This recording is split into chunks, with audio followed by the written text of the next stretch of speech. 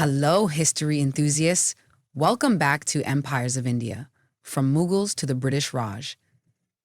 In our last chapter, we walked through the golden age of the Mughal Empire, from Akbar's vision of unity to Shah Jahan's architectural brilliance.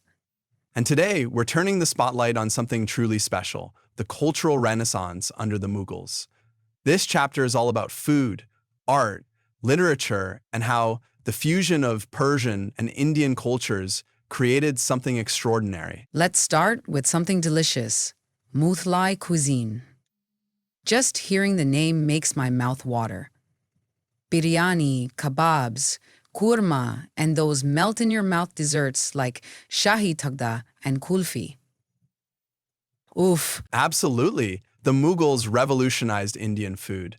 They brought Persian culinary techniques and blended them with local Indian spices to create what we now call Mughlai cuisine. I read somewhere that Akbar's kitchen staff would prepare over 100 dishes every day, and they even had a dedicated food taster to ensure the emperor's safety. That's true. And did you know that the famous dumb cooking method, where food is slow cooked in a sealed pot, became popular during the Mughal era? Oh, so that's how biryani got its rich, layered flavors.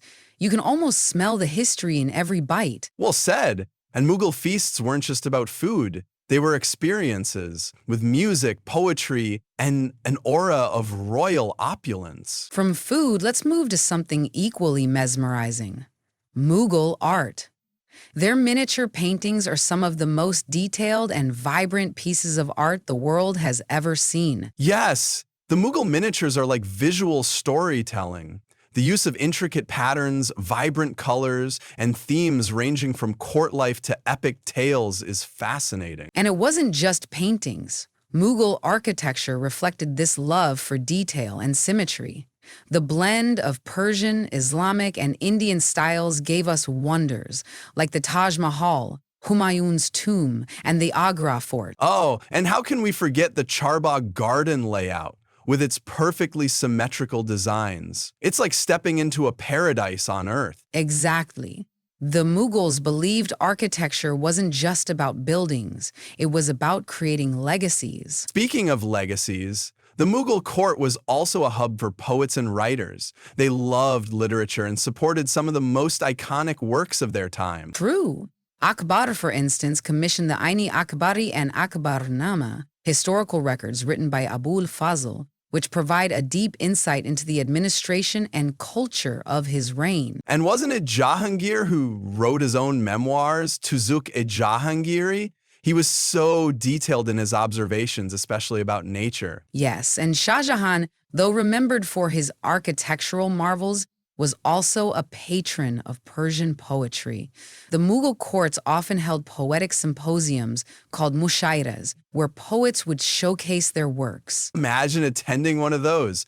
Poetry, music, and intellectual debates, all under the glow of ornate chandeliers. But what truly sets the Mughals apart is their ability to blend Persian and Indian cultures seamlessly. This cultural fusion influenced everything from language to fashion. Absolutely. Urdu, for instance, was born during this period. A beautiful mix of Persian, Arabic, and Indian languages, it became the language of poetry and romance. And don't forget the textiles. The Mughals introduced fine fabrics like muslin and brocade, and their love for intricate embroidery gave us zardozi and chikankari. Even today, these designs are a testament to the timeless elegance of Mughal craftsmanship. What I find most inspiring is how the Mughals encouraged cultural inclusivity. They didn't just impose their culture, they absorbed and celebrated the diversity of India. Exactly. Akbar's religious dialogues, Jahangir's artistic patronage, and Shah Jahan's architectural wonders weren't just expressions of power, they were symbols of a society that valued creativity and collaboration. It's a legacy that continues to shape India's cultural identity even today. And that, my friend, is the magic of the Mughal cultural renaissance. It wasn't just an era, it was an experience that left a profound impact on everything from art to food. What a chapter. I feel like we've just taken a walk through history, stopping to savor the sights, sounds, and flavors of a bygone era. Indeed. In our next chapter, we'll explore the decline of this magnificent empire and how internal and external forces brought it to its knees. But for now, let's relish the legacy the Mughals left behind. We'll be back soon with more exciting discussions, so stay tuned with Westferry Times for our next episode. And if you found today's podcast insightful, don't forget to share it with your friends and family. Let's keep the conversation going and spread the knowledge. So until next time, keep your curiosity alive, and remember, history is not just about the past. It's a guide to the future. And as always, thank you for tuning in. Until next time, stay curious, stay informed, and keep exploring history with us.